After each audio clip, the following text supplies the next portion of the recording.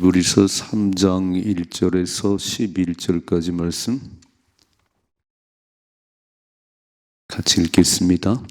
그러므로 함께 하늘의 부르심을 받은 거룩한 형제들아, 우리가 믿는 도리의 사도이시며 대제사장이신 예수를 깊이 생각하라. 그는 자기를 세우신 이에게 신실하기를 모세가 하나님의 온 집에서 한 것과 같이 하셨으니, 그는 모세보다 더욱 영광을 받을 만한 것이 마치 집 지은 자가 그 집보다 더욱 존귀함 같으니라. 집마다 지은 이가 있으니 만물을 지으신 이는 하나님이시라. 또한 모세는 장래에 말할 것을 증언하기 위하여 하나님의 온 집에서 종으로서 신실하였고, 그리스도는 하나님의 집을 맡은 아들로서 그와 같이 하셨으니, 우리가 소망의 확신과 자랑을 끝까지 굳게 잡고 있으면 우리는 그의 집이라. 그러므로 성령이 이르신 바와 같이 오늘 너희가 그의 음성을 듣거든 광야에서 시험하던 날에 거역하던 것 같이 너의 마음을 완고하게 하지 말라. 거기서 너의 열조가 나를 시험하여 증험하고 40년 동안 나의 행사를 보았느니라. 그러므로 내가 이 세대에게 노하여 이르기를, 그들이 항상 마음이 미혹되어 내 길을 알지 못하더 하였고, 내가 노하여 맹세한 바와 같이 그들은 내 안식에 들어오지 못하리라 하였다 하였느니라. 아멘. 아멘.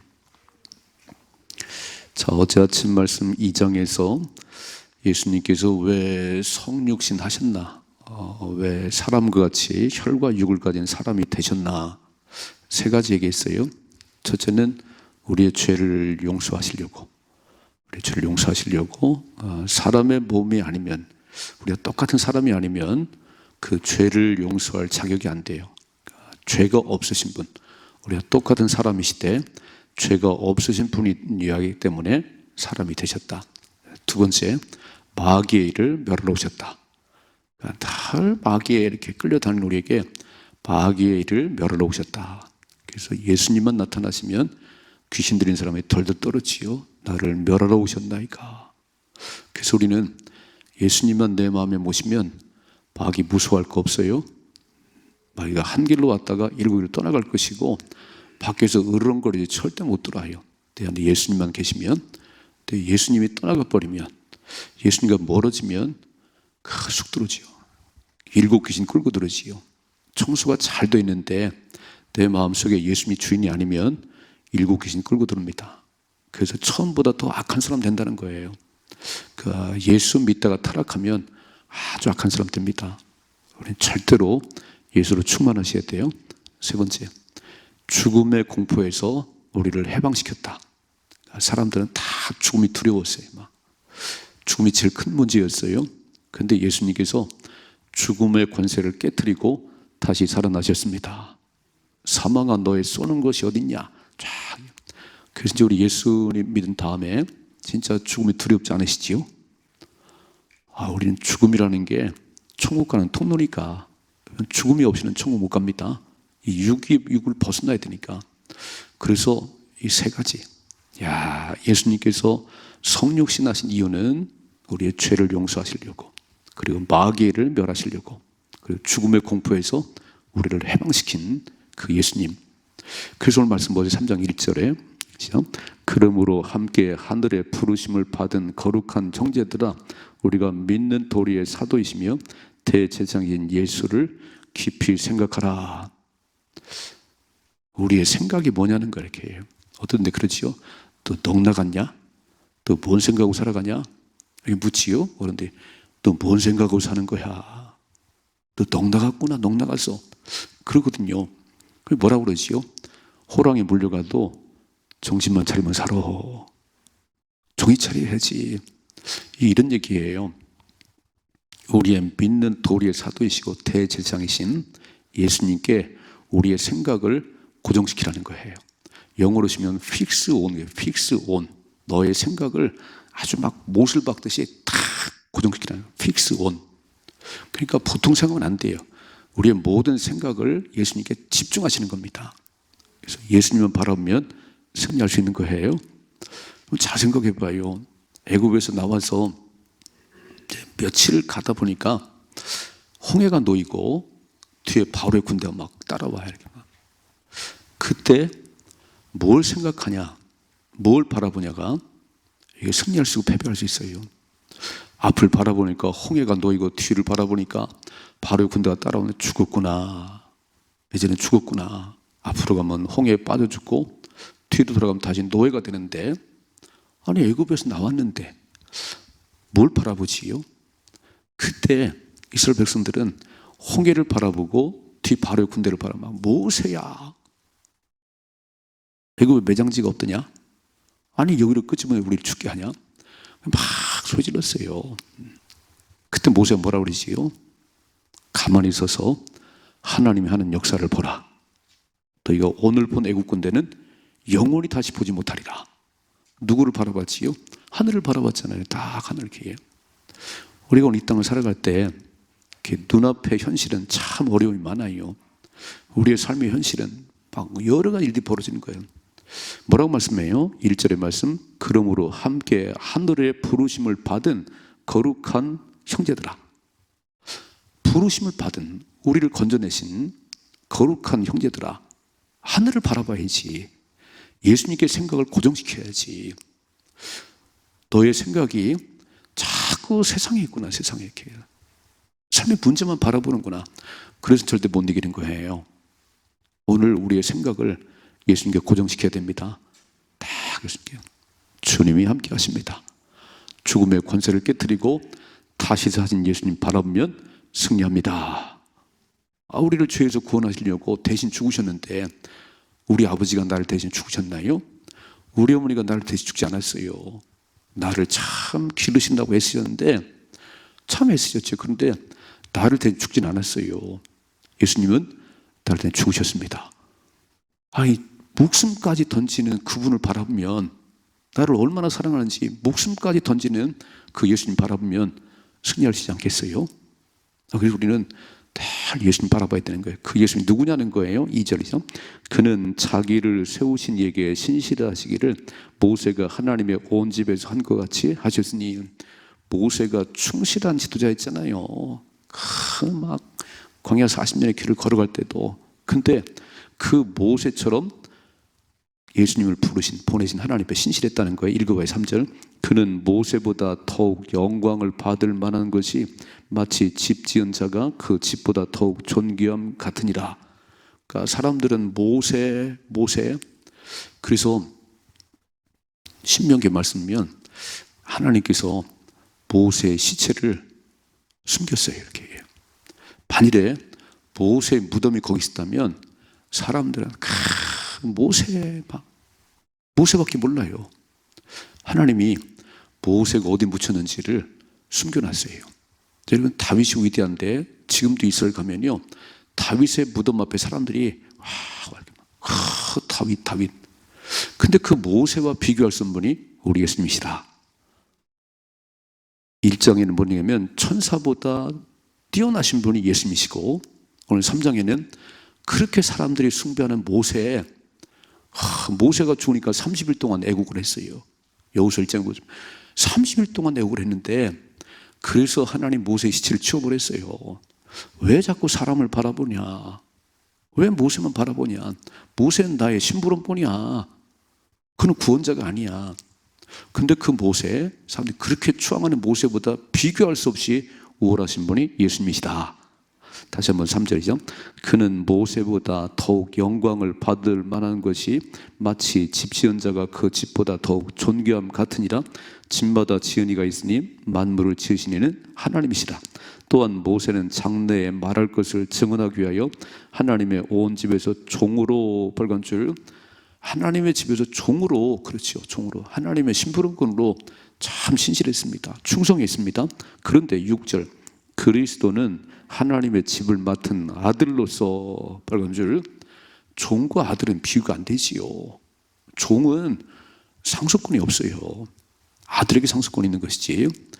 모세는 하나님의 집의 종으로서 그렇게 신실하고 충성했는데 우리 예수님은 비교도 안 된다는 거예요. 그분은 아들로서 그와 같이 충성하시는데 우리가 소망의 확신과 자랑을 끝까지 굳게 잡고 있으면 빨간 줄 소망의 확신, 영원한 천국의 소망과 내가 하나님 부름 받았다고 하는 이 하나님 백성의 자부심, 이거 끝까지 붙잡으면 우리는 그의 집이라 그랬어요. 넉넉히 천국에 들어갑니다. 저절 오늘 나의 생각을 어디 두냐는 거예요. 나의 생각과 나의 마음이 어디냐는 거예요. 너의 마음과 생각을 지켜주리라. 결국 마음이 무너져서 사람이 넘어지는 거지요. 우울해요. 아무도 없어요. 나밖에 없어요. 도울 자가 아무도 없어요. 그래 무너지는 거예요. 이렇게. 그래서 우리 마음과 생각을 지켜야 되는데 이게 참 마음이 잘 안 지켜지지요. 이게 새벽에 나와서 이제 막 기도하면 뭔가 다 될 것 같은데 문 열고 나가서 삶의 어려움을 겪으면 막 또 무너져 버리는 거 막 조석으로 막 만물보다 심히 부패한 것이 우리 마음이에요. 어떻게 지키냐면 빌립보서 4장 6절 7절 아무것도 염려하지 말고 오직 모든 일에 기도와 간구로 너희의 구할 것을 감사함으로 하나님께 아뢰라. 그리하면 모든 지각에 뛰어나신 하나님의 평강이 그리스도 예수 안에서 너의 마음과 생각을 지켜주시리라. 오늘도 하나님 내 마음을 붙들어 줘야 되는 거예요. 누구를 붙들어 주겠어요? 주님을 바라보는 사람 붙들어 주지. 주님을 바라보지도 않는데 주님이 지켜주겠어요? 그러니까 뭐라고 그래요? 너의 생각을 예수님께 고정시켜라. 다시 한번 1절이요. 그러므로 함께 하늘의 부르심을 받은 거룩한 형제들아, 우리가 믿는 도리의 사도이시며 대제사장이신 예수를 깊이 생각하라는 거예요. 너의 생각을 딱 고정시키시고, 나를 위해 죽으신 분인데, 나를 구원하신 분인데 주님만 함께 하시면 뭐가 문제가 되겠는가. 그리고 탁 털어버리셔야 돼요. 그리고 다시 일어나야 천국에 갑니다. 이거 우리의 생각이 세상에 자꾸 딴 것에 돼 있으면요 흔들흔들거리고 고민이 많고 염려가 많아요. 한 주간 살아갈 때 우리의 생각을 예수님께 고정시키십시다. 이런 삶의 축복이 임하기를 주님이 축원합니다. 두 번째 7절이죠. 그러므로 성령 이르신 바와 같이 오늘 너희가 그의 음성을 듣거든. 8절 광야에서 시험하던 날에 거역하던 것 같이 빨간 줄 광야 40년의 길을 걸어갔어요. 이야, 출애굽하고 10가지 재앙을 통해서 그들을 건져내신, 도저히 나올 수 없는 애굽의 그 속에서 하나님 건져내는데, 그러면 나를 건져내신 그 하나님을 다 의지하고 광야길을 걸어가든지 뭐 험한 길을 가든지 그 생각만 해야 되거든요. 나를 구원하신. 근데 다시 한번 8절이요. 광야에서 시험하던 날에 거역하던 것 같이 너의 마음을 완고하게 하지 말라. 빨간 줄은 마음 잘 지키셔야 돼요.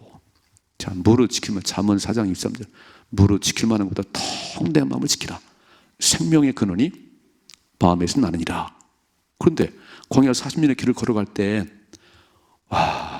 마음이 완고해가지고요, 완악해가지고 맨날 하나님 들이받았어요. 막 하나님 물이 없어요. 막 모세야. 막 맨날 들이받았어요. 오늘 기도하셔야 돼요. 내 마음속에서 완악함이 떠나가게 하시고 내 마음에서 완고함이 떠나가게 하시고 하나님을 향한 부드러운 마음이 들고 봐요. 19절 거기서 너희 12주간 나를 시험하여 증험하고 40년 동안 나의 행사를 보았느니라. 40년 동안 얼마나 많은 걸 봤지요. 반석에서 물이 솟아나고 그렇게 고기 먹고 싶다고 하니까 막 메추라기 떼를 쫙 몰아오고요. 아니 입만 열면 하나님 다 하셨어요. 그렇게 보고도 시험하고 하나님 막 무너지게 만들고, 그래서 10절이죠. 그러므로 내가 이 세대에 노하여 이르기를 그들이 항상 마음이 미혹되어 빨간 줄. 그렇게 보고도 반석에서 쿨쿨 소장을 보고도 왜 또 마음이 돌변하지요? 아니 메추라기 떼가 탁 날라와서 고기를 막 이빨 사이에 끼도록 먹었는데 왜 또 금방 마음이 삐뚤어지지요? 미혹됐다. 마음이 미혹되어 내 길을 알지 못한다. 하나님 뜻을 모른다는 거예요. My way, 나 하나님의 길을 몰라요. 항상 미혹돼가지고 맨날 딴 길로 가는 거예요. 그러므로 11절이요. 내가 노하여 맹세한 바 같이 그들은 내 안식에 들어오지 못하리라. 빨간 줄. 그게 다 죽었어요. 여러분 애굽에서 하나님께서 건져내실 때는 딱 머릿속에 하나님께서 가나안 땅에 들여보내야지. 이게 하나님의 전제였어요. 우리를 세상에서 구원하신 하나님께서 광야 같은 이 세상을 살다가 요단강 건너 천국 가야 되는데 아유, 광야 40년 길을 걸어갈 때 맨날 투덜거리지요. 하나님 그들을 뽑아내서 구원하셨는데 너는 내 것이라, 이렇게 말씀하시는데 주님을 안 바라봐요. 우리의 생각이 하나님께 고정되어 있잖아요. 맨날 세상께 고정되어 있고 사람 고정되어 있어가지고 흔들흔들 맨날 마음은 완악하고 삐뚤어지고 미혹받아서 마귀가 우는 새같이 삼킬자를 두루 찾아다니는데 맨날 마귀가 무너져가지고 하나님 어디 계세요? 하나님 왜 이러세요? 뭘 왜 이래요? 우리를 굳건하게 세워서 천국 들어갈 자격을 만드는데 광야 40년이 그잖아요. 지금도 원망하는지 불평하는지.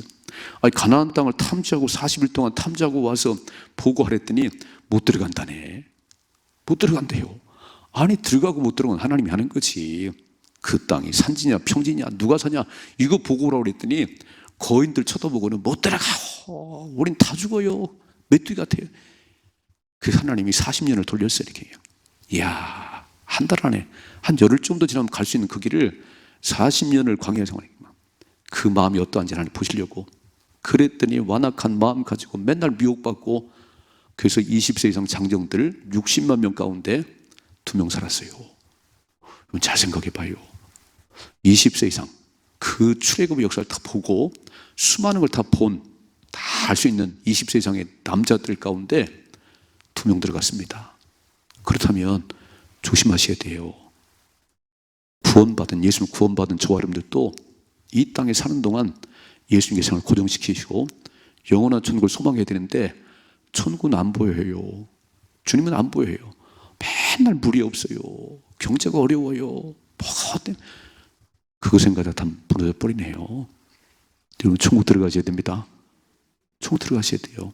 오늘 이렇게 말씀했잖아요. 11절 내가 노하여 맹세한 바 같이 그들은 내 안식에 들어오지 못하리라 그랬어요. 내 안식에 못 들어오지. 내가 약속한 가나안 땅에 못 들어가지. 민수기 14장 28절이지요. 내 귀에 들린 대로 내가 시행하리라. 그렇게 원망 불평하던 아무도 못 들어가. 그들은 다 광야에 죽을 것이라고 하나님 맹세하셨는데 그대로 됐어요.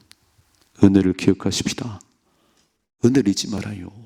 우리가 무엇이 간데 우리를 하나님께서 그 많은 사람에게 뽑으셔서 하나님 자녀 삼으시고 천국까지 갈 수 있도록 세상 끝날까지 함께 하시면서 나를 도우시는데 우리는 생각이 주님께서 멀어졌네요. 우리의 마음은 참 악하네요. 저렇게 악할 수가 있나? 그리고 맨날 미혹받아서 막 삐뚤어진 길만 가는 거예요. 그러니까 못 들어갑니다. 못 들어가요. 두 가지. 우리의 생각을 예수님께 고정시켜야 돼요. 여러분 사방에 무슨 일이 벌어져도 그 눈 깜짝하지 말고 주님만 바라보십시다. 정신 차리면 살잖아요. 정신 차리면 살잖아요. 죽고 사는 건 하나님께 있는 거지. 참새 한 마리가 땅에 떨어지는 것도 하나님 허락하시면 안 되는데 아니 하나님 형상을 지음받은 최고의 나를 살리려고 대신 죽으신 예수님이신데 나를 가만 놔두시겠어요? 안 죽어요. 우리 삶을 축복하십니다. 생각이 주님께 고정되어 있어야 돼요. 두 번째, 은혜를 잃어버리면 안 돼요. 애굽에서 건져내신 하나님께서 가나안 땅에 들여보내려고 그릇이 안 돼서 맨날 투덜거려서 그거 입 좀 막고 감사한 입술로 박히게 하려고 광야길을 걷게 했더니 역시나 원망 불평하네요. 안 되겠어. 마음이 완고하고 맨날 마음이 미혹받아가지고 흔들흔들 거리니까 못 들어가. 자격이 안 돼. 천국은 그런 사람이 들어가는 게 아니야. 천국은 늘 감사하다고 하나님 때문에 기쁘다고 하나님 바라보면서 들어가는 것이 이렇게 마음이 맨날 왔다 갔다 하는데 어떻게 들어가요? 못 들어가요. 그래서 안식에 들어가지 못했다. 여러분 천국에서 만나십시다. 늘 감사하셔야 돼요. 늘 주님 바라보셔야 돼요. 주님이 하십니다. 그리고 천국 백성답게 살아야 천국 들어가지. 자격이 안 되는데 어떻게 들어가겠어요? 매일 그 연습하는 거예요. 오늘도 모르지 어떤 일을 만나는지 한 주간 무슨 일을 만날지 몰라요. 그러나 확실한 것은 하나님이 함께 하십니다. 승리할 수 있습니다. 믿음으로 승리할 수 있기를 주님의 축복합니다.